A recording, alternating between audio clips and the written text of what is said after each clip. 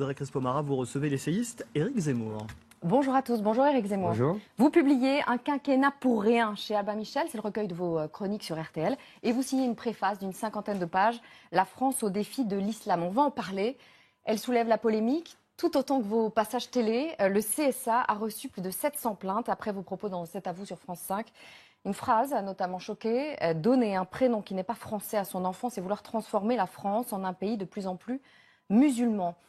Un prénom qui n'est pas français, vous êtes trop intelligent pour savoir que ça n'a pas de sens. Un prénom en France, un prénom, c'est d'origine chrétienne, musulmane, hébraïque. Est-ce que pour vous, un prénom français, c'est un prénom chrétien? Exactement. Et je vais vous dire, ce fut la loi de la France pendant 2 siècles. Ce fut une loi établie par Bonaparte.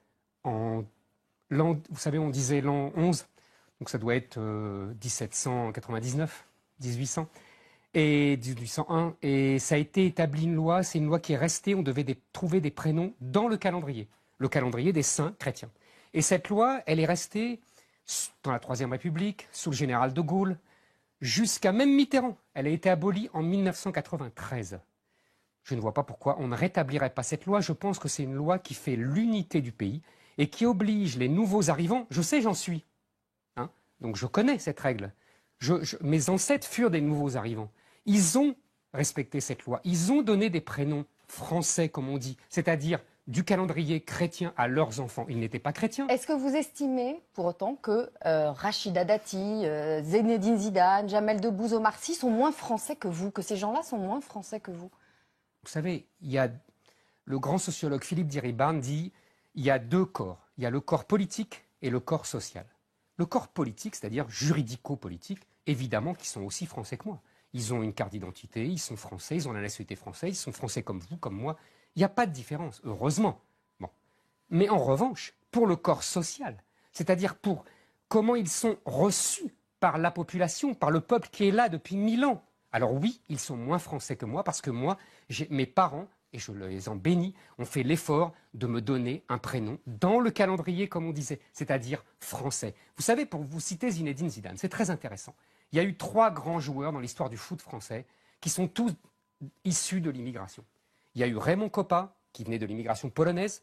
Il y a eu Michel Platini, qui venait de l'immigration italienne. Et il y a eu Zinedine Zidane, qui venait de l'immigration berbéro. Oui, mais là encore, c'est catholique et musulman. Attendez.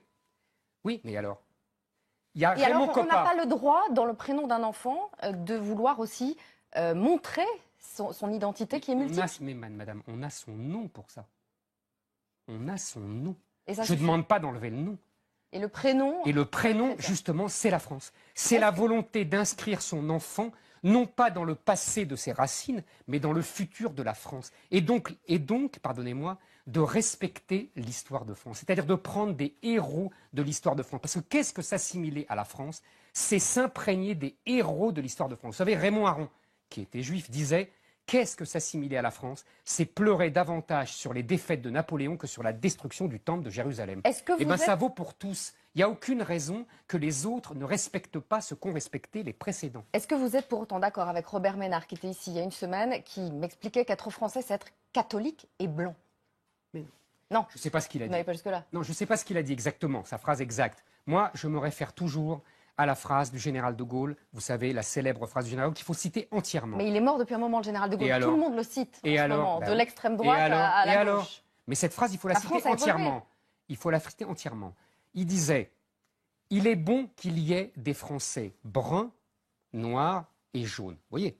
Mais... On cite que la deuxième partie, c'est ce que vous voulez dire. Voilà, merci, c'est ce que je veux dire. Mais il faut qu'il reste une minorité, car nous sommes avant tout un peuple de race blanche, de religion chrétienne et de culture gréco-romaine. Pour moi, c'est ça la France. Et j'en sais d'autant plus que moi, je viens de l'extérieur. Donc, mes parents, qu'est-ce qu'ils ont fait? Comme des millions de gens qui venaient d'Italie, mais donc, d'Espagne, les juifs, etc. les musulmans sont autant français que les catholiques aujourd'hui? Juridiquement, oui. Mais j'estime qu'en donnant des prénoms musulmans, ils refusent de s'approprier l'histoire de France. Vos chroniques. Et je l'ai dit à Rachida Dati d'ailleurs, qui a donné un point de prénom à sa fille Zora. Je trouve ça scandaleux. Je lui ai dit. Comme quoi, vous voyez, je ne me cache pas. Vous avez fait le point avec votre éditeur. Il y avait 2 chroniques, on en a beaucoup parlé, qui n'avaient pas été publiées dans ce livre, dont celle de Molenbeek où vous disiez il faut bombarder Molenbeek. C'est résolu. C'est résolu. Il fallait faut bombarder Molenbeek. C'est résolu. C'est résolu, c'est rien du tout. C'était quoi? C'était une crainte de procès? Une bêtise informée? Pas du tout, pas du tout. Vraiment pas? Effectivement, si jamais ils avaient craint les procès, ils n'auraient pas publié mon introduction, ma préface, qui est, je crois, 10 fois plus sulfureuse que les 2 chroniques. Donc c'est une erreur informatique, on a réparé ça, les gens auront un addendum, et puis voilà, c'est tout. L'islam est incompatible avec la République et la France, écrivez-vous. Marine Le Pen, hier soir sur TF1, à cette question, est-ce que l'islam est compatible avec la République, répond: je crois que oui. En ce moment, à côté de vous, Marine Le Pen, elle est de gauche. Mais elle a toujours été de gauche. Elle a toujours été de gauche. Mais je le dis depuis 5 ans, je le dis de la campagne présidentielle de 2012. Mais identitairement. Mais identitairement aussi. Elle est complètement, comment dire, endoctrinée par Philippot, qui est une espèce de cheval de Troie chevènementiste. Voilà. On peut le résumer comme ça. Est-ce que pour vous, le Front National, c'est davantage Marion Maréchal Le Pen, pour vous, qui l'incarne? Chère madame, il y a 2 ans, on s'était vu. Et vous m'aviez demandé si je ralliais le Front National. Maintenant, vous me demandez si je critique le Front National. Je vous demande si pour vous, le Front National est davantage incarné par Marion Maréchal Le Pen. Je me moque du Front National. Donc Marine Le Pen est mon sujet, le Front National. Vous avez vu que j'ai écrit ce texte. Vous avez vu, j'ai dit exactement dans ce texte qu'elle a dit hier. Je l'ai écrit il y a 3 mois. Vous êtes d'accord avec moi? Vous me l'accordez? Je suis d'accord. Bon, donc vous voyez bien que je l'avais diagnostiqué.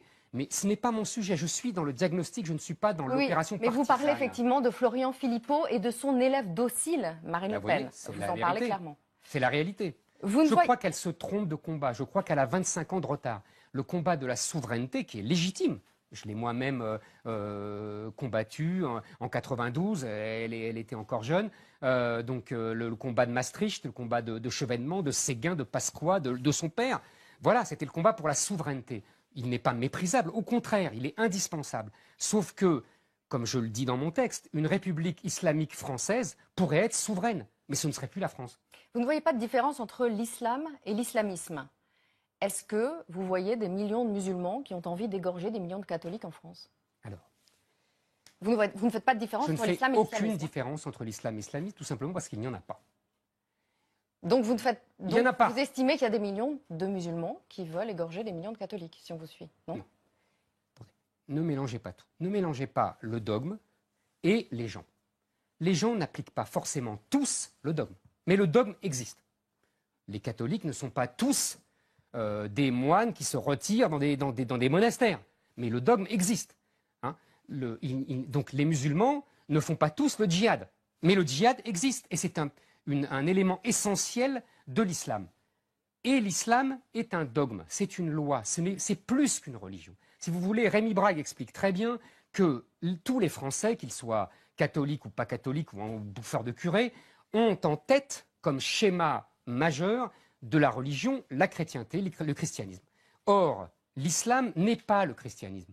L'islam, il a des repères de religion à la mode chrétienne, c'est-à-dire on prie, on jeûne, on fait des pèlerinages. Mais ce n'est pas seulement ça. L'islam est une loi, l'islam est une nation, et l'islam est un code, et donc il s'impose impérativement, et d'autant plus impérativement que, contrairement aux textes religieux juifs et chrétiens, c'est Dieu qui parle directement.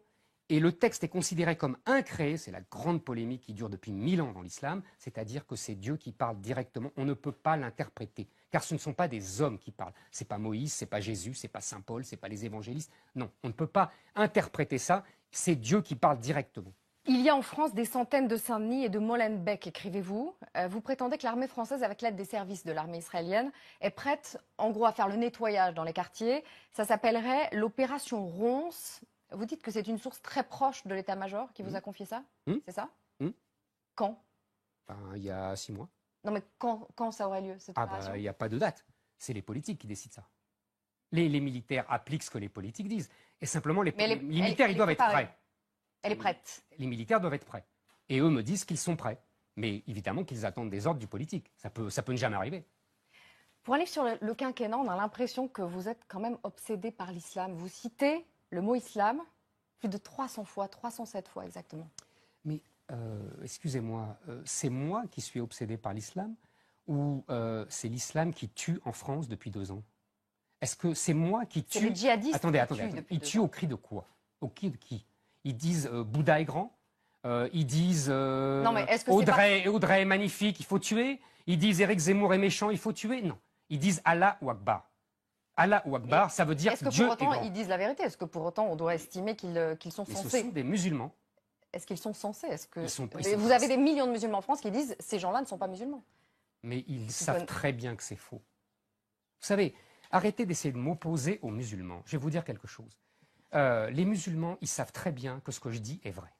Ils savent très bien que leur texte pose problème. Ils savent très bien que le Coran prévoit de tuer des juifs et des chrétiens à d'innombrables pages. Ils le savent très bien. Seulement, moi, je fais le pari. Vous savez, il y a une très belle phrase dans la guerre du Péloponnèse de Thucydide. Thucydide dit « les hommes sont ainsi faits qu'ils méprisent ceux qui les ménagent et respectent ceux qui ne leur concèdent rien. » Moi, je pense que les musulmans me respecteront parce que je ne leur concède rien et que je leur dis la réalité. Et non pas, je ne fais pas semblant, pardonnez-moi, de leur dire l'islam, ça ne pose aucun problème. Et quand ils veulent appliquer leur islam, on dit ah ben non, ça va pas, ah ben non, c'est pas ça, etc. Un quinquennat pour rien, écrivez-vous, un quinquennat qui sert à rien. Alain Juppé dit pire même, hein, il dit un quinquennat de François Hollande est un naufrage. Qui sauvera la France? Écoutez, les Français, j'espère. Parce que pour l'instant, je ne vois pas de Bonaparte. Mais on doit voter dans 8 mois. Oui, mais je crains que cette élection présidentielle ne serve à rien. À vous aussi. Oui. C'est ce que dit Jacques Attali. Ah bah vous voyez, au moins on est d'accord sur un point, c'est pas fréquent. Donc vous estimez que cette élection, de toute façon, il n'y a aucun sauveur. Emmanuel Macron, vous en pensez quoi? Puisque vous pensez que c'est une créature médiatique qui va faire pchit? C'est ce que j'ai écrit et je pense que c'est l'homme de la classe dominante. Simplement. Oui. Vous lui estimez. C'est les habits neufs de la classe dominante, Macron. Christiane Taubira, à la une de Libération, parle d'hystérisation de l'élection présidentielle. Vous pensez la même chose? Pas du tout. Je Non. pense que c'est pas le problème. Le problème, c'est que Elle dit aussi on va dans le mur. Elle est inquiète pour la France. Là, pour le coup, vous rejoignez son diagnostic. C'est le pompier pyromane, Christiane Taubira. Je veux dire, elle a contribué, elle a mis sa petite pioche pour détruire un peu plus la France, et elle vient dire qu'elle est craintive pour la France. Je veux dire, c'est l'incarnation. Je veux dire, c'est l'incarnation de ces gens qui détestent la France et qui ont tout fait pour lui cracher dessus, qui ont tout fait pour dire qu'il fallait la culpabiliser, qu'elle était coupable de mille maux. Christiane Taubira, c'est l'incarnation de ce parti collabo qui, depuis 1000 ans, est toujours contre la France. Je veux dire, Christiane Taubira, elle ferait mieux de se taire. Tandis que l'hystérie, c'est pas le sujet. Le sujet, c'est qu'elle a été confisquée par les partis politiques à l'élection présidentielle. C'est tout. Que De Gaulle a perdu. Voilà, c'est un problème fondamental. Tous les matins, Éric Zemmour, je pose une question récurrente, la question off, mais devant les caméras. C'est off, hein? Allez-y. Entre nous. Moi, je m'en fous du off.